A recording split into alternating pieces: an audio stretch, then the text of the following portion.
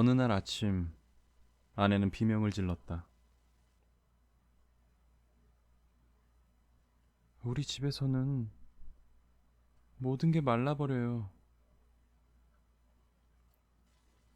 그녀의 손에 든 그릇 속에는 모래처럼 뻣뻣하게 마른 밥이 들어 있었다. 간장 접시 좀 보세요.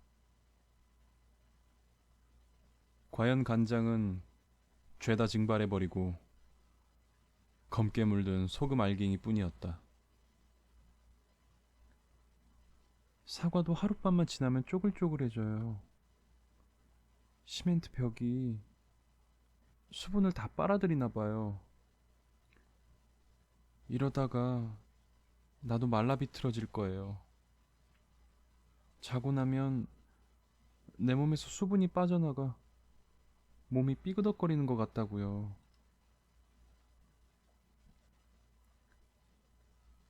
나는 실내 환기를 안 해서 습도가 낮아진 거라고 가볍게 아내를 나무람에 안심시켰다. 얼핏 생각이 떠오른 대로 수족관에 열대어를 키워보면 어떻겠냐고 말해보았다.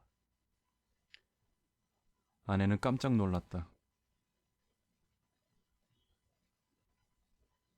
맞아요. 아파트 안이 건조해서 수족관의 물이 한 뼘씩 줄어든다는 뉴스를 텔레비전에서 봤어요. 시멘트 벽이 집안의 온갖 물을 다 빨아들여요. 나중에는 수도관 속에 있는 물까지 빨아들일 거예요. 이건 벽이 아니라 흙반이에요. 토요일에 나는 가습기를 사서 들고 들어갔다. 아내는 포장조차 풀지 않았다. 병원에서만 쓰는 물건인 줄 아는 모양이군. 나는 못마땅했지만 그런 것을 일일이 맞춰가며 살려고 하다 보면 가정이란 피곤해지게 마련이라는 생각을 갖고 있었으므로 그냥 내버려 두었다. 아내는 늘 나로서는 아무 관심도 없는 소식을 진지한 말투로 전해주기도 했다. 슈퍼 옆에 있는 유치원 말이에요. 거기 자연학습장에서 키우는 닭은 새벽에 울지 않고 매일 한낮에 울어요. 슈퍼에서 나오는데 갑자기 꼬끼요 소리가 나서 처음에는 깜짝 놀랐어요. 거기에다 제 나름의 논평까지 붙이곤 했다. 이제는 생태 환경이 달라져서 닭이 새벽에 울 필요가 없는 거죠. 요즘은 개하고 고양이도 사이좋게 지낸다잖아요. 그때마다 나는 시사 주간지나 마감 뉴스에 시선을 둔 채 고개를 두어 번 끄덕여 주었다.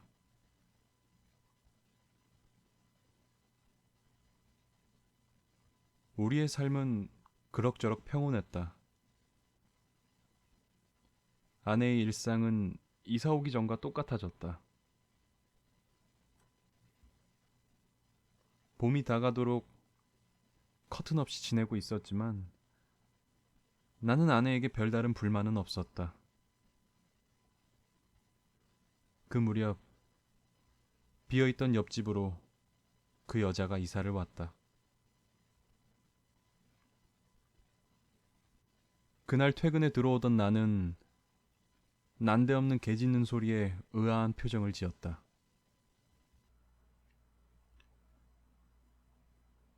옆집이 이사 들어왔어요. 아내가 설명해 주었다.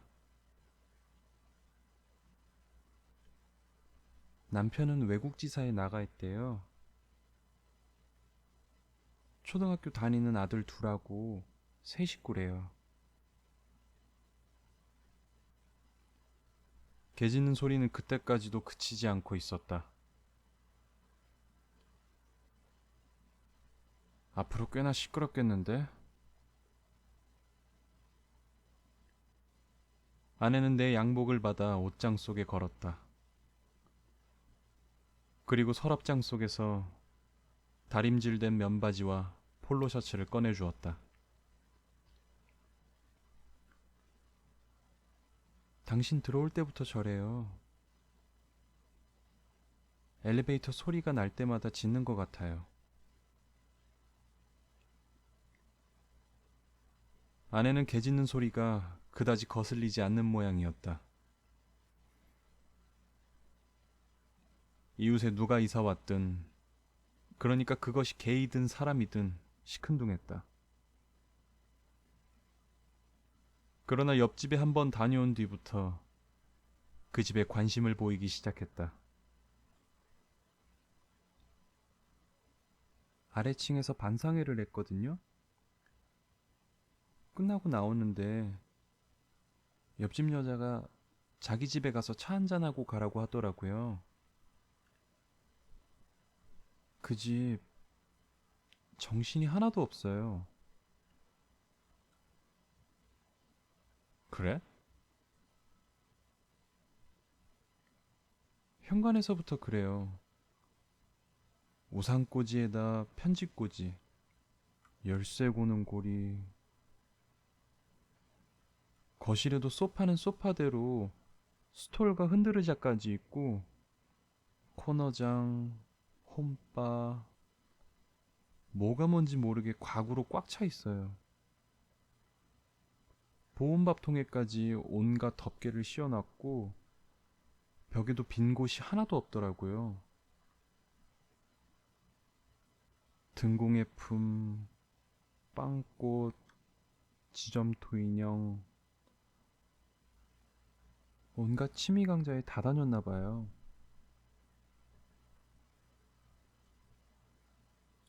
집 꾸미기를 좋아하나 보지? 나는 리모컨을 찾아 텔레비전을 켰다. 성격이래요. 빈 곳이 있으면 허전해서 못 참는다나요? 그래? 벌써 수영이랑 마사지를 하러 다녀요. 자기가 집에 잘 안 있기 때문에 애들을 위해서 개를 키우는 거래요.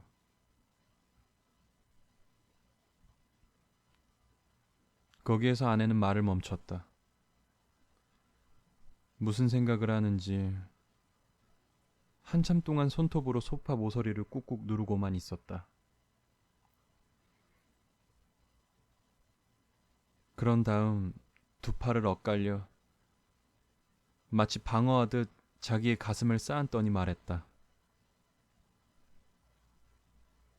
두 마리 다 아직 조그만 새끼예요. 두 마리? 네.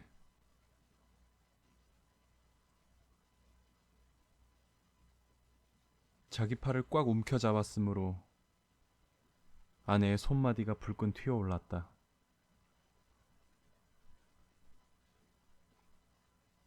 난지 사흘 만에 얻어왔대요. 그것들을 긴 쇠줄에 묶어서 거실 문고리에 다람해 놨어요. 우유를 엎질렀다고 아이들이 벌을 주는 거래요. 그런데 둘이 꽁꽁 묶여서 한 발짝도 움직이지 못하고 있더라고요.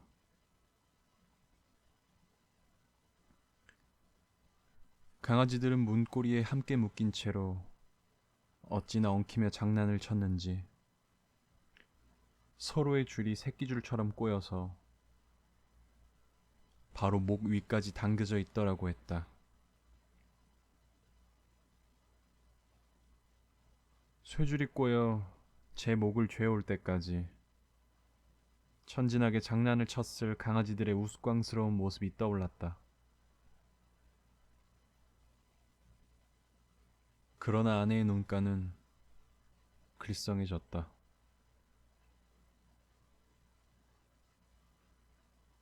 너무 좋아하다 보니 서로의 목을 죄게 된 거예요.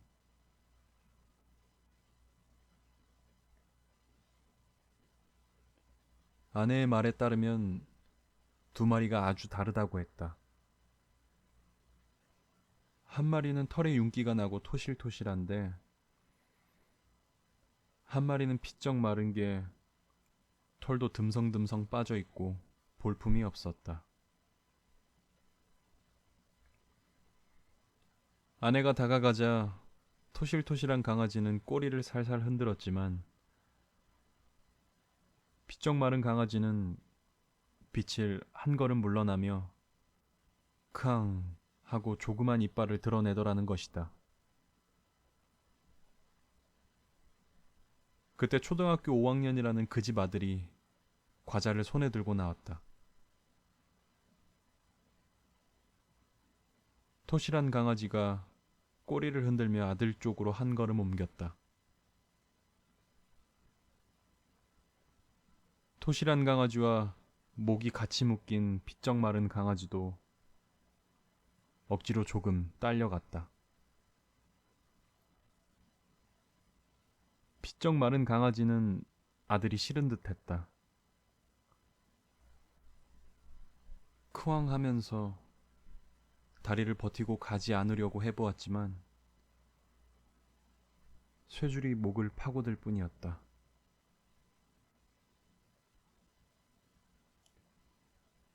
과자는 토실한 강아지의 발치에만 떨어졌다.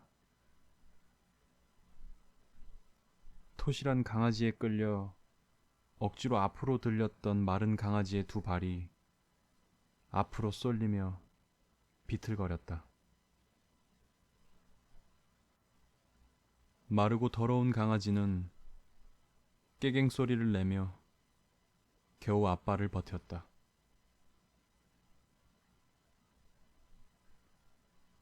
그걸 본 옆집 아들은 아무것도 준 것 없이 마른 강아지를 발로 찼다. 그러고는 야, 먹고 살려면 성격부터 고쳐라. 어? 하더니 제 방으로 들어가 버렸다. 그 얘기를 다 한 다음 아내는 윗몸을 푹 꺾더니 두 손으로 얼굴을 가렸다. 이따금 아내는 그렇게 나를 당황하게 그리고 짜증나게 했다. 나는 아내를 달랬다. 사내 녀석들은 다 그렇게 짓궂다고. 뭐 그런 일로 애들처럼 울어? 그게 아니에요. 그럼 왜 그래? 강아지가 불쌍해서?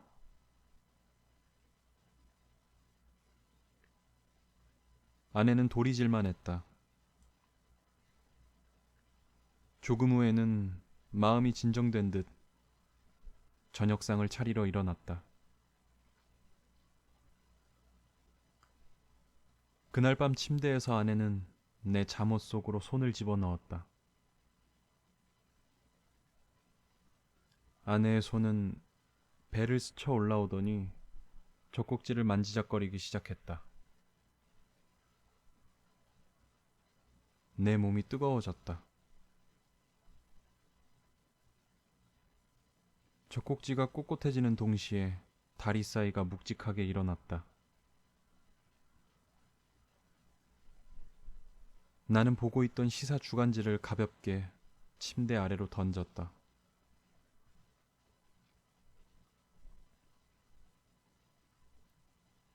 늘 그렇듯이 아내의 몸은 차가웠다. 내 목을 감고 있는 팔에는 힘이 들어가 있었지만 아랫도리는 마치 자기의 것이 아닌 듯 부자연스러웠다. 내 손이 아랫도리에 닿자마자 그녀는 다급하게 속삭였다. 사랑해요, 여보.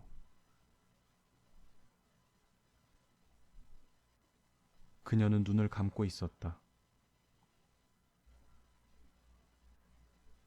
그녀의 젖은 속눈썹은 몇 올씩 엉킨 채로 움찔거렸다.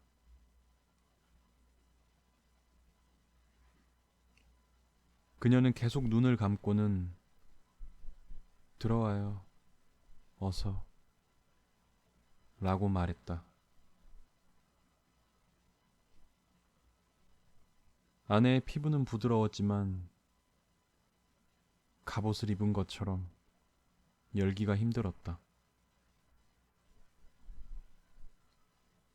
그날은 입술산 같은 작은 버튼조차도 그녀의 깊은 샘물을 길어 올리지 못했다. 그녀는 고통을 참으며 나를 받아들여야 했다.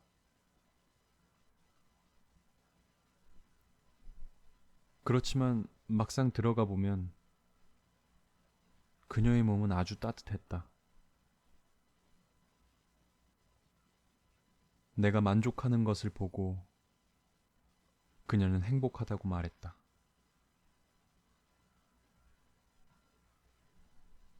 그런데 내가 욕실에서 돌아오자 그녀는 갑자기 물었다. 당신 사실은 아이 포기 안 했죠?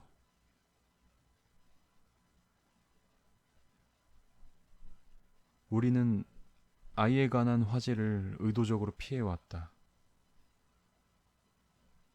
더구나 아내가 제 입으로 꺼낸 것은 이번이 처음이었다.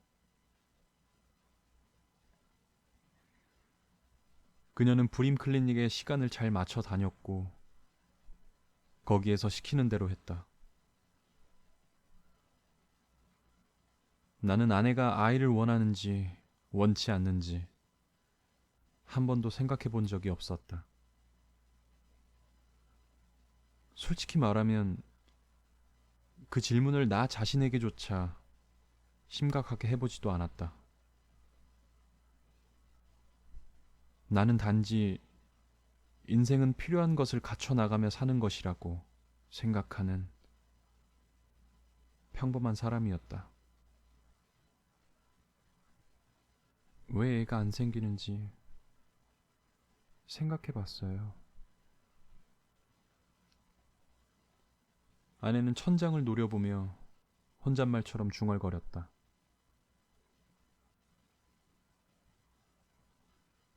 나는 알아요.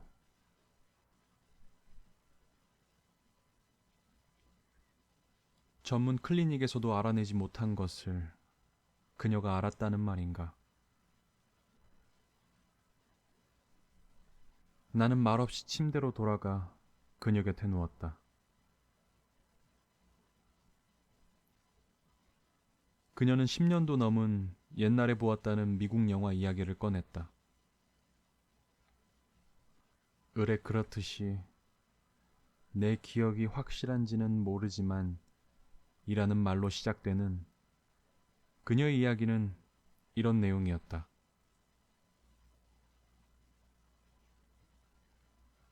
한 가족이 있다. 아버지는 떠돌이였다. 그러므로 억척스런 어머니가 새 개구쟁이들을 갖은 욕을 퍼부으며 혼자 키운다. 어느 날 어머니가 죽는다.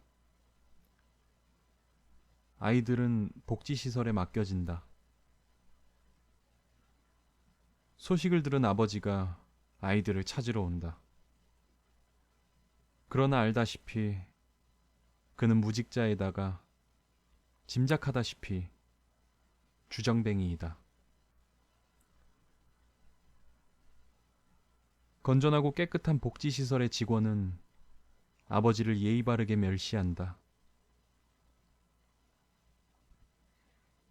아이들의 복지를 위해서는 그들을 고아로 만들어야 한다고 주장한다.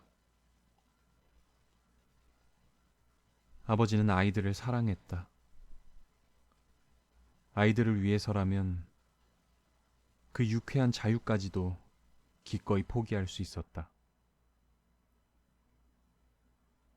아버지는 싸운다.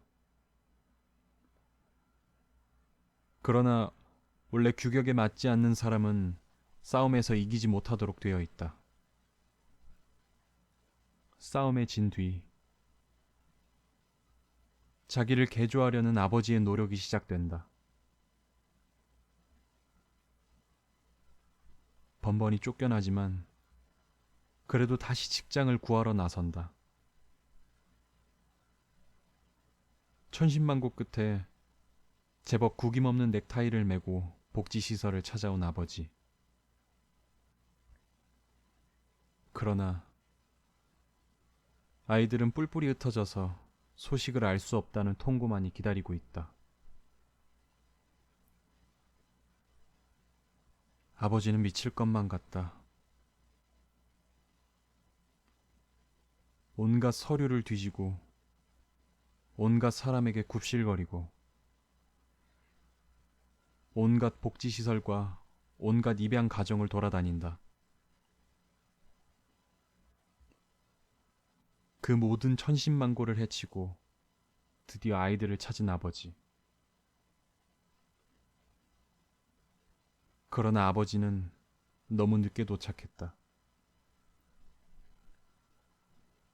아이들 역시 아버지에게로 가기 위해 끊임없이 규격 밖으로 도망치려고 했었다. 그 결과 한 아이는 양부모에게 맞아 죽었고 한 아이는 자폐증에 걸렸다.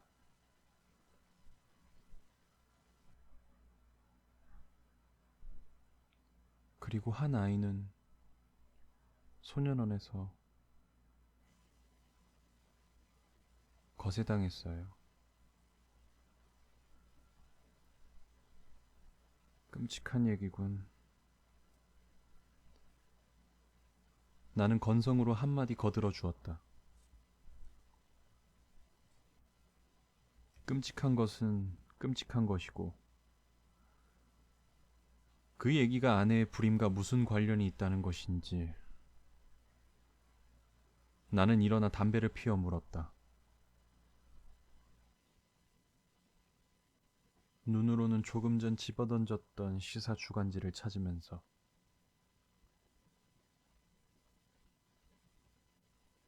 그런 나를 향해 갑자기 아내가 단호한 목소리로 말했다. 나도 거세당한 거예요.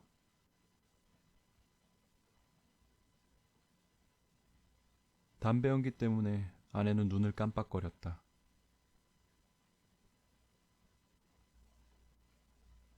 소년원에서 거세를 시키는 건 범법자의 대를 끊어버리려는 거잖아요. 나도 피가 나쁘기 때문에 애를 낳지 못하도록 거세당한 거예요.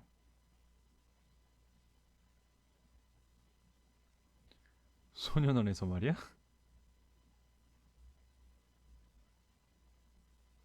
내 입에서는 기어코 이죽거리는 말이 튀어나왔다. 아내는 말을 조리 있게 혹은 길게 할 만큼 논리적이지 못했다. 그렇지만 설명하려고 애썼다. 그게 아니고요. 나 같은 사람은 선택 이론에 의해서 도태되게 되어 있어요. 책에서 본 적이 있어요. 우성만 유전되고 열성은 도태되는 게 진화잖아요.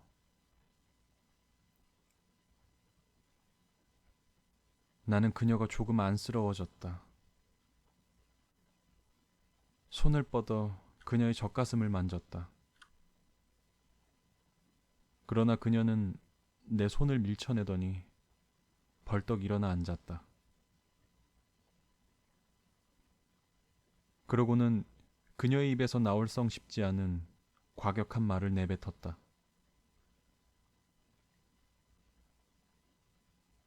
옆집 개 말이에요. 그 더러운 개새끼는 곧 굶어 죽을 거예요. 죽는 날까지 토실토실한 개한테 가까이 달라붙겠죠.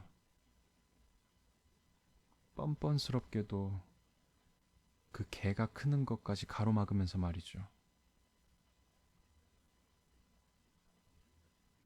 빨리 죽어주면 좀 좋아. 개들은 왜 자살 같은 걸 안 하나 몰라.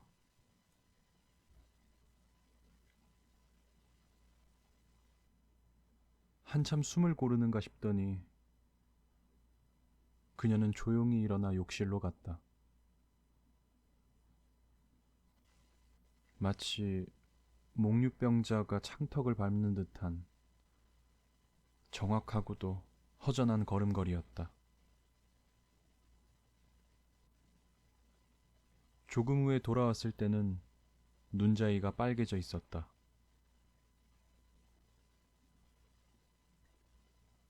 상자 속에 담아 덮어버리는데도 아직 그녀의 머릿속에는 쓸데없는 생각이 많이 남아있다는 사실을 나는 처음으로 심각하게 생각해 보았다. 어쩌면 아내의 삶에 무언가 다른 것이 더 필요하리라는 생각도 들었다.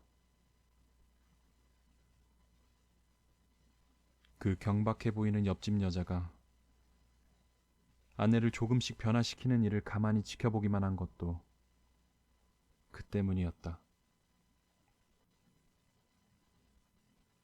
옆집 여자는 차를 가지고 있었다. 아내의 말처럼 걸을 만한 흙길은 없고 찾길만 있는 신도시에서 그것은 한 번 더 아내의 자팡 용어를 빌리자면 우성임을 뜻했다. 그 여자의 차에 실려 아내는 백화점이나 대형 할인점에 따라다녔다.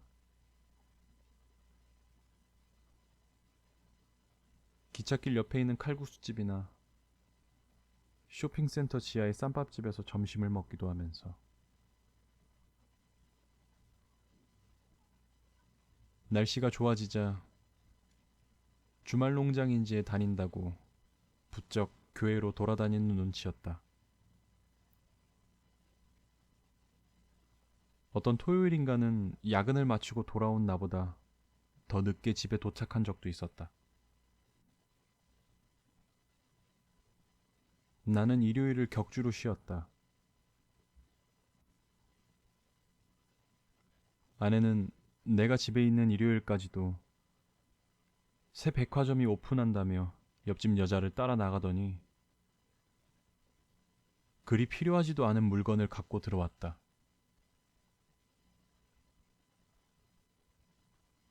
나는 그 포프리 화환을 보고 은근히 놀랐다. 그것은 필요하지 않기도 하려니와 한시적인 유행, 조악한 모조품,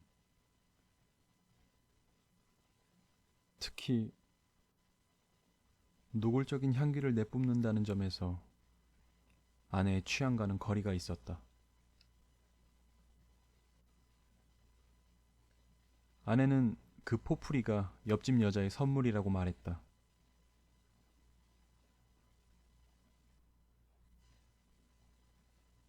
그 여자가 왜 당신한테 선물을 준다는 거지?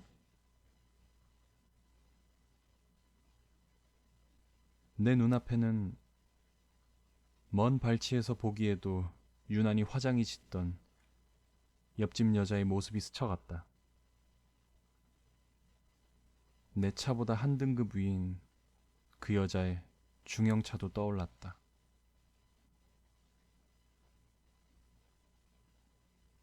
그냥요.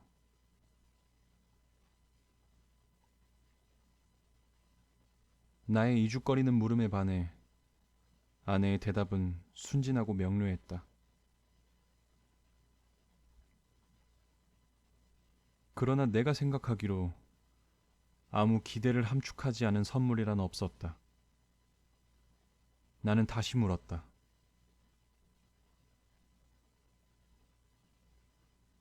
차를 얻어 타고 신세를 지는 건 당신이잖아.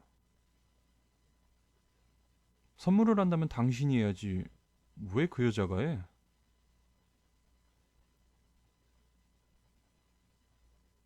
포프리를 만지작거리고 있던 아내는 그것을 들고 일어났다.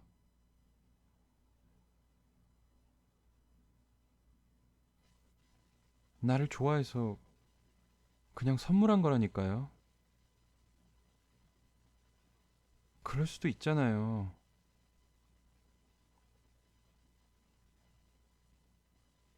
좋아한다고?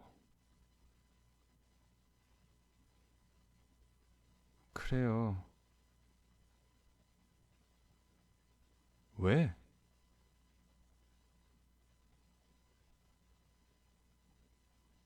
아내는 입술을 깨물었다. 아무 대답 없이 포프리를 손에 든 채 자기 방을 향해 몇 걸음 옮기더니 갑자기 돌아섰다. 그리고 쏘아붙였다. 외로우니까요.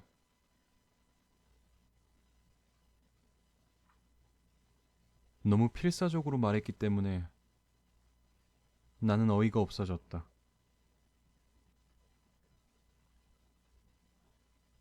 아내는 대답이라도 기다리는 사람처럼 그대로 서서 나를 뚫어져라 쳐다보고 있었다.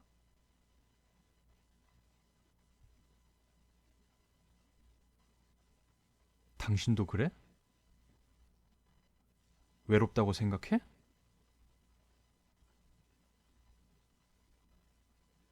아니요.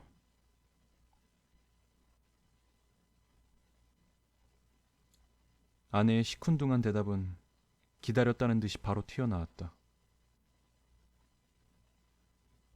그런 다음 자기의 방에 포프리를 걸고 나와서는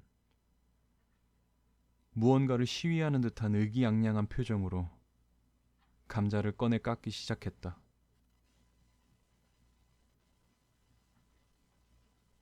나를 긴장하게 만들었다고 생각하는 걸까? 나는 아내의 기분을 다는 몰랐지만 어쨌든 아내에게 아직도 어떤 것이 더 필요한 것만은 느낄 수 있었다.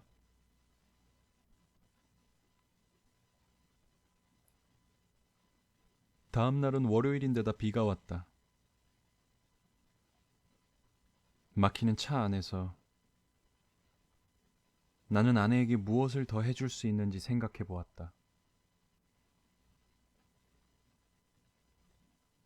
그리고 회사에 도착하자마자 불임 클리닉으로 전화를 걸어 진료 예약을 했다. 집으로도 전화를 했다. 아내는 전화를 받았다.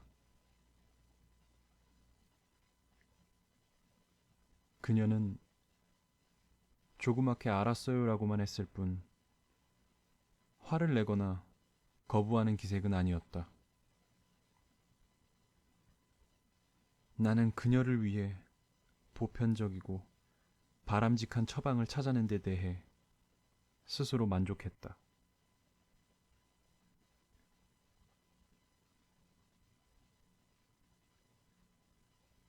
클리닉에 가는 날 회사에 월차를 냈다. 평소보다 2시간쯤 늦게 집을 나섰다. 나들이 기분이 나는 싱그러운 5월 날씨였다. 연초록으로 덮인 작은 산에는 희고 붉은 꽃들이 피어 있었고 햇살이 투명했다. 그 길은 나의 출근길이었지만 출근 시간대에는 느끼지 못했던 유혹이 깃들여 있었다.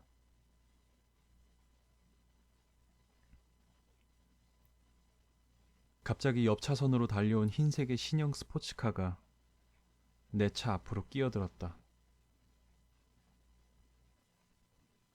반사적으로 브레이크를 밟는데 그 순간 역시 같은 자리에서 빨간색 스포츠카 한 대가 더 튀어나왔다.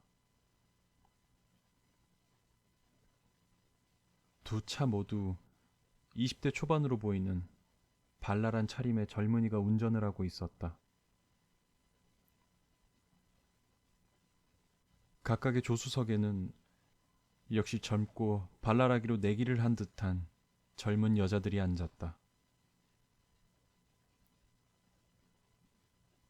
그들은 마치 숨바꼭질을 하듯이 차선을 질러가며 지그재그로 운전을 했다. 그러다가 갑자기 두 차선을 점령한 채 나란히 속도를 낮추는 것이었다.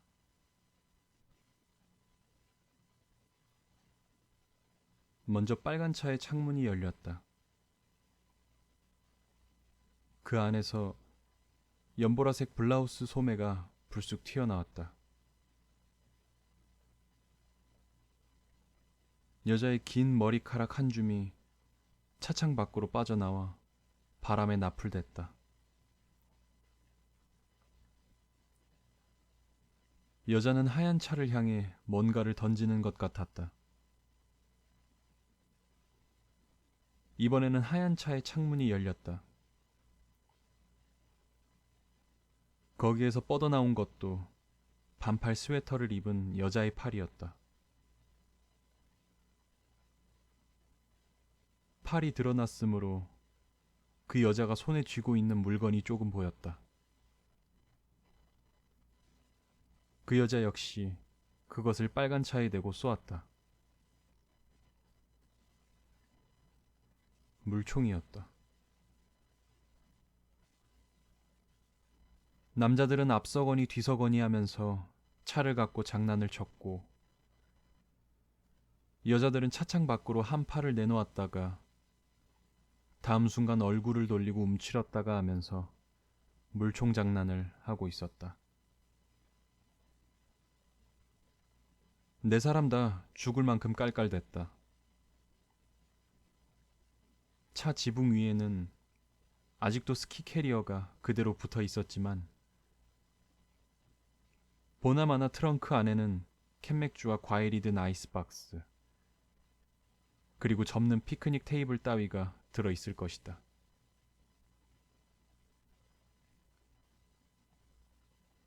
내가 매일 아침 지옥을 향한 진입로이듯 느리게 통과해 가는 길을 두 대의 스포츠카는 경쾌하게 뚫고 지나갔다. 나는 질질 끌듯이, 그들은 칸타빌레로 노래하듯이.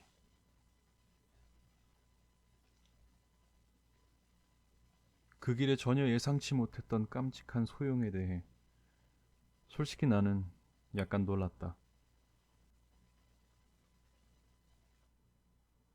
그들의 차는 다음 신호등에서 좌회전을 받아 갈라져 나갔다. 지리한 회색 포장도로로 직진하는 나와 달리 그들은 풀이 북슬북슬한 방뚝길로 접어들었다. 그러고는 연녹색 산속의 오솔길 뒤로 사라져버렸다. 그들이 사라진 하얀 길은 알맞게 구부러졌고 꽃이 만발해 있었다. 옆자리를 보니 아내도 그 스포츠카들이 사라진 오솔길 쪽을 쳐다보고 있었다. 그 길이 눈앞에서 완전히 사라지도록 내내 고개를 뒤로 잔뜩 돌리고 쳐다보았다. 내내 고개를 뒤로 잔뜩 돌리고 쳐다보았다.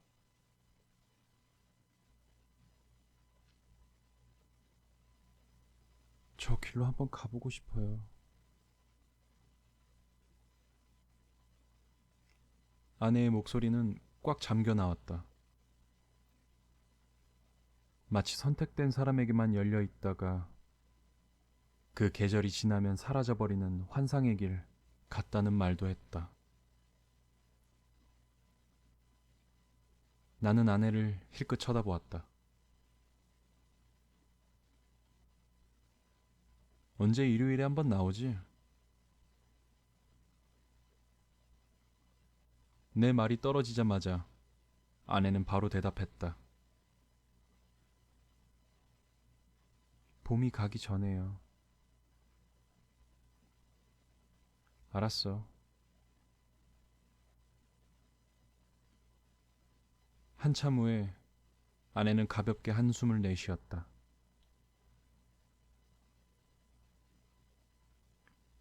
저 길을 볼 때마다 가보고 싶었어요.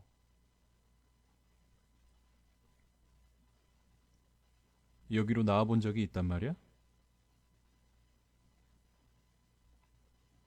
가끔요. 저쪽으로 조금 들어가면 중남미 문화원이라는 곳도 있어요.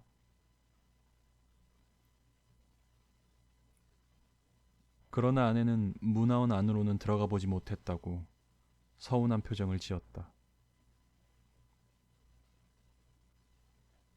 옆집 여자는 그런 곳에는 관심이 없는 모양이었다.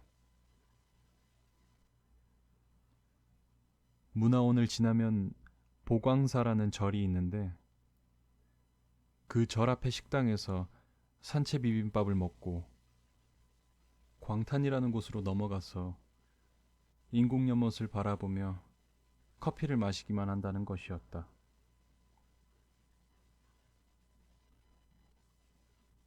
옆집 여자와 둘이서만 갔냐고 물어볼까 망설이는 사이에 아내는 불쑥 다른 말을 했다.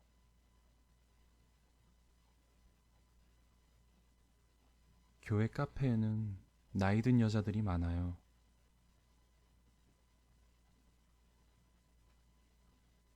내 머릿속에는 계속 같은 질문이 맴돌고 있었다.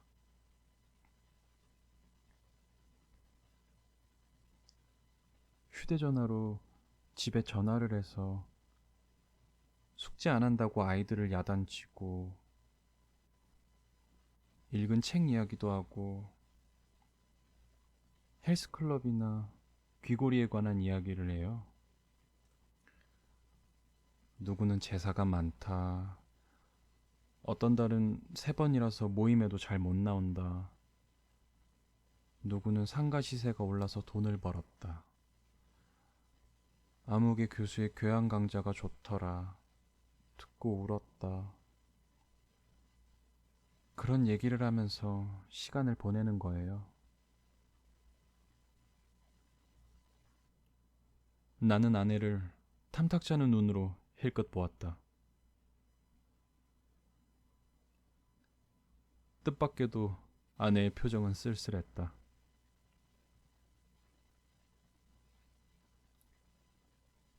얼마 전에 옆집 여자가 백화점 주차장에서 어떤 남자 차를 받은 적이 있어요.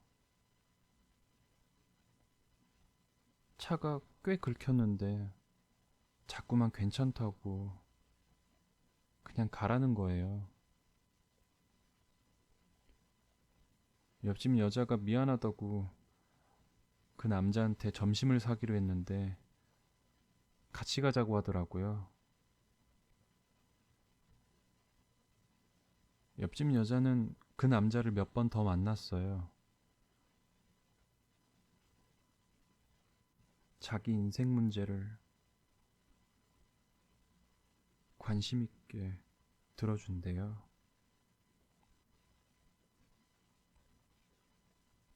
아내는 아까보다 훨씬 더 쓸쓸한 얼굴이 되었다.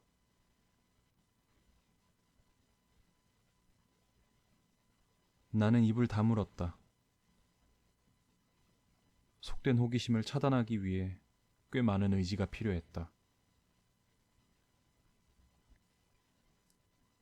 서울에 다 와서 생각해보니 그렇게 많은 의지가 필요했던 것은 차단해야 할 것이 호기심이 아니라 의심이었기 때문이었다. 대기실에서 기다리는 동안 아내는 말이 없었다.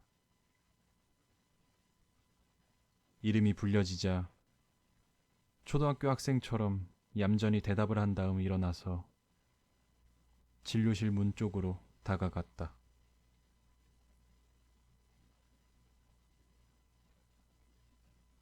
아내는 문 앞에서 발을 멈추고 아주 짧은 순간 나를 돌아보았다. 무력하고도 간절한 눈빛이었다.